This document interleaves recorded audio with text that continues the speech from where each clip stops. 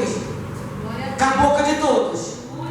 Ó, a mulher está 12 anos, tocou nele, foi curada. E o fulano lá no cemitério, estava endemoniado. Ele via endemoniado, pois mesmo, ele foi curado. Os sinais começaram a acontecer. E Jesus, assim, prestes a se despedir, levantou os olhos, olhou para a multidão e bateu de olho nos discípulos. Eu senti, quando deu a palavra, eu senti como eu estava lá. O que está faltando na minha vida e na tua vida para os olhos de Jesus bater em cima de você? O que está faltando para você dizer, eis-me aqui, Senhor? A minha primeira oração diante do Senhor, eu não sabia orar. Fui criada com a minha avó, que era espírita, e ela me ensinava a fazer reza para a lua, reza para as estrelas, reza para um bocado de coisa. Ensinava a rezar umas rezas. Acho que uma vez por semana me vestia de preto, mandava acender vela, veste o roupão, era uma mortalha que eu tinha. Me vestia de mortalha. Isso é tudo diabo já sabia que eu ia ser pastor e queria atrapalhar a minha vida. Aí eu vestia o roupão preto lá, não sei porquê, e ia acender a vela. Para quê, mãe? Era mania. Não, porque tem que acender a vela para suas almas. É para sua alma, é para sua alma. Eu não entendia que era acender a vela. Já contei aqui na igreja. Eu não estou falando isso hoje, porque eu tenho visto. O pastor tem observado também. Hoje poucos têm aquele jeitinho de chegar na igreja e dobrar o joelho. 90% já não dobra mais. E eu aprendi dentro da palavra, e a ciência testifica que se você dobrar o joelho sem palavras, você trabalha com todo o teu sistema, corpo trabalha melhor, e teu pensamento, a maneira de agir e de resolver qualquer situação é diferente daquele que dobra o joelho e daquele que não dobra. E o rapaz falou, não sou crente, não sou evangélico, a ciência comprova. Tem momento na minha vida que eu estou com tantas coisas que eu só dobro o joelho. Pega uma fadinha, dobra o joelho. Amém. Porque eu sei que naquela semana eu estou boa para falar. Então eu só recebo. E até que eu recebo. Porque às vezes é melhor atento não falar, e atento calado, e atento não ouvir. Tardio não falar, atento não ouvir. Tem dia que a gente não está bom de falar, então é melhor se calar. Mas eu tinha uma sede por essas meninas. Eu tinha uma sede quando mandava fazer aquelas rezas diante daquelas imagens. Eu sabia que existia um Deus acima daquele, um Deus em cima daquele. Aí existia um Deus acima daquelas coisas. Existia um Deus. Aí eu olhava para cima de uma nuvem e falava, Deus, eu sei que tu está acima dessas nuvens. Menina, 12, 13 anos assim. Tu está acima das nuvens. Tu está acima das nuvens. Quando as coisas apertavam, eu ia para o banheiro, para trás da porta do banheiro. E lá eu fazia umas rezas. Aí eu ia na igreja que eu ia, chegava lá, começava, quando parava, pegava uma bolinha e uma reza. Quando passava para a segunda bolinha, outra, depois isso nunca acaba. Mas é tanta bolinha, eu não vou acabar nunca de rezar essa reza com essas bolinhas. Menina, meu Espírito Santo está falando, como é que eu vou terminar de cantar? Como é que eu vou parar? Eu já decidi, irmão. Eu estou no altar de Deus, 40 e poucos anos que eu prego a palavra, eu não tenho o que mentir. Eu tinha vontade de parar de contar aquelas bolinhas para falar com ele. Eu achava que contar aquelas bolinhas ia chegar a ele. Aí, quando acabar as bolinhas, vai ter oração. Quando chegar em bolinha, eu vou começar a falar com ele. Aí começava bolinha. Acabava as bolinhas, acabava de orar. Que era quando terça eu não sabia. Mas eu ia, mas eu não sabia. Mas eu buscava ouvir Deus. A igreja sabe muito bem, quando eu falei para o Senhor que eu queria ouvir Ele criou uma situação. Aí agora, quando meu pai foi preso, eu estava jogando sinuca dava cadeia. Eu fui para trás da porta e falei, Deus, eu sei que tu escuta e eu sei que tu responde. Mas se tu és o Deus a quem eu estou clamando, não vou precisar de mais ninguém para me ensinar a rezar. Eu vou rezar contigo agora. Tu vai ouvir minha reza e quando eu sair de trás da porta, meu pai vai ser solto. Fiquei quietinha assim, quietinha, só observando. Cadê minha mãe cheia, esterita, não sei quem. Aí daqui a pouco, lá no meio do matagal, quando ali era matagal, veio meu pai andando rapidinho. Aí minha mãe, o que foi, Dão? E eu sei que no meio do canavial pararam o camburão, mais de 10 homens. Isso aí, para em mim aí, ó. Manda ele descer. Quando ele desceu, eu disse, ó, vai de reto, não olha para trás. A gente está te soltando porque alguma coisa mandou te soltar. Aí eu quietinho, meu pai chegou para minha mãe é mesmo. Aí viu com o Mate Rosa, viu com o Mate Bia, aí eu, ai meu Deus, ele escutou eu rezando atrás da porta. Aleluia! Irmão, depois que eu pedi rezar atrás da porta, eu não parei de rezar atrás da porta.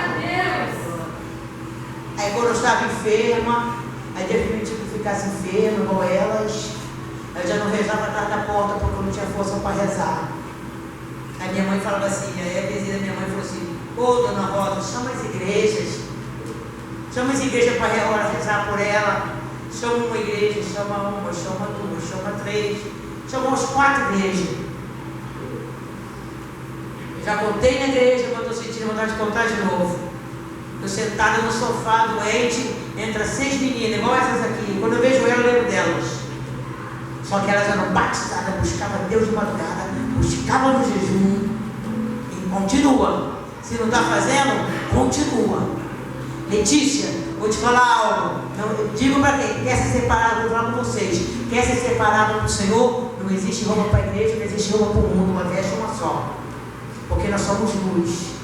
A luz brilha aqui, a luz brilha lá. A luz não foi feita para ficar debaixo da cama nem de trás da porta. A luz foi para brilhar. Os mais velhos estão fazendo isso, mas não aprenda com os dedos do mais velho, não. Faça a diferença. Então, sempre fui a mesma pessoa. Dormia ataviada, porque eu falava assim, vai que o anjo chama. O anjo me chama para orar de madrugada e eu estou com qualquer roupa. Pegava meu camisola, mandava fazer as camisolas bonitinhas, entrava na madrugada, quietinha, daqui a pouco o anjo aparecia, vamos tal lugar. Me revelava, fazia coisas maravilhosas. Então te preparem. Eu falo para vocês, preparem.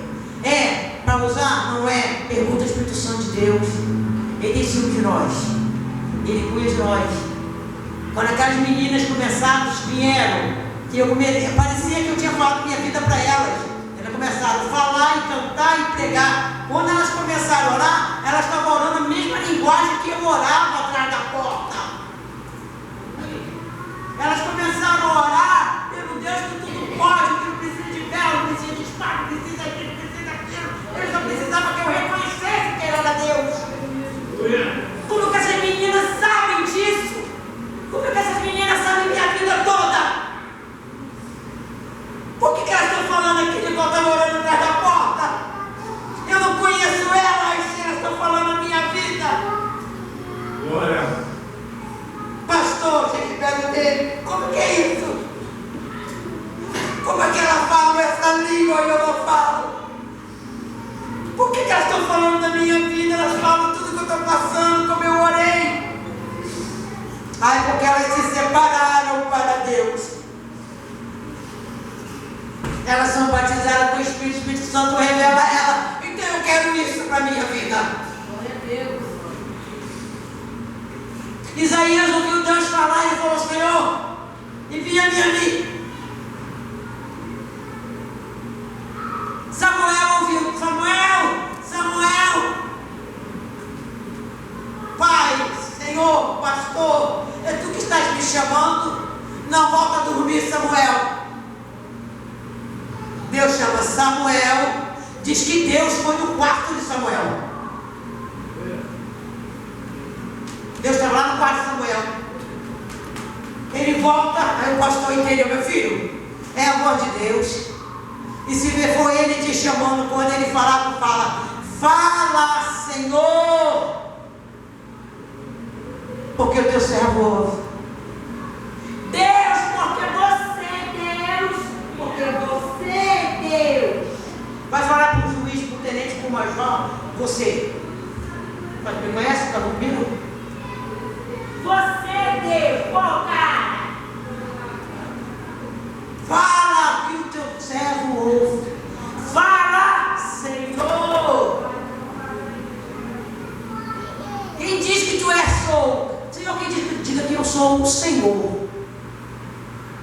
Senhor, o que eu digo para quem perguntar que tu és? Diga que eu sou. Diga que eu sou o Senhor da guerra. Que eu sou a bandeira. O que eu estou falando comigo, com você, precisa ouvir. Aprenda a ter intimidade com Deus, mas aprenda a se chegar a Ele. Ele não é seu amiguinho, você chamar de cara, você fica quieta, é isso aí não. Vá falar com as suas negrinhas, se me falasse com a minha mãe isso. Aprenda a falar com Deus como Ele é Deus. Ele é o Senhor. Daí diga assim, eu sou o Senhor dos senhores. A sociedade da igreja aí, ó, estou querendo dizer que você pode falar com Deus qualquer coisa, pode não. Apresentar-nos a Ele. Glória a Jesus. Essa semana toda Deus está falando no meu coração, se apresente a mim. E olha, Senhor, eu sou a missionária da tua casa. Senhor, eu sou a levita da tua casa. Então seja, haja como uma tal. Eu sou quem é você na casa do Senhor. Qual é a tua ocupação, igreja? Semana passada eu falei, hoje eu falei para o meu lado. Quer dizer que a cada dia você está lá atrás. E peguei o microfone de Deus falando comigo a semana toda. Quem é você diante da minha presença? Queres ser conhecido por tantos? Queres primeiros lugares, mas não quer ser conhecido por Ele. Quando eu falo com essa igreja, eu falo para todos que dizem que ser evangélico. Sou cristão. Prego Jesus que dele não é conhecido. E ele não tem compromisso nenhum com aquela pessoa, porque ele não conhece aquela pessoa. Ele tem compromisso com os conhecidos dele. Aparta de mim que eu não conheço. E infelizmente é que essa palavra que Deus está mandando falar para a igreja está tão pertinho de nós. Nos preocupamos em cantar, em pregar, pastorear, reclamar, tanta coisa. Mas não temos a sensibilidade para dizer, ah, Senhor. Tem momentos que não sabemos nem chamar Ele de Senhor, porque Ele não tem sido o Senhor dos nossas vidas. Chamamos o Senhor como Senhor por costume.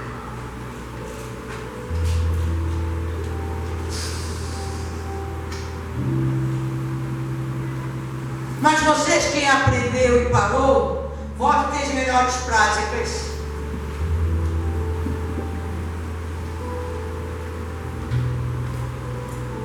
Glória. Um dia a igreja vai entender porque Deus tem falado desse jeito aqui. É igual quando as pessoas no passado, que era do manancial, sentiam falta da época quando dava bronca. Eles lembram mais das broncas que eu dava. Espera, Margarete.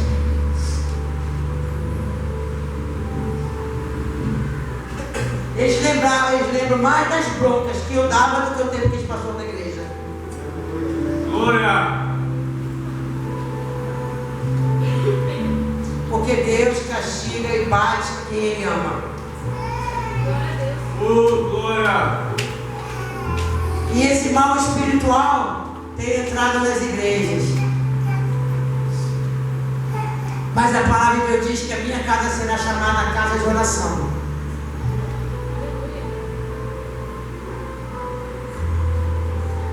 A gente vê como Abraão recebeu a presença de Deus na casa dele. Se a gente ler a Bíblia toda, a gente vai ver todas as formas que os homens de Deus, mulheres de Deus, se apresentou diante de Deus com reverência.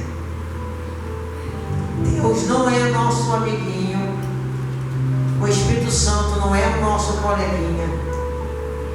Se você não quiser fazer, tem quem faça. Ainda faz melhor do que eu, se eu não quiser fazer. Mas quando fizer, busca fazer perfeito.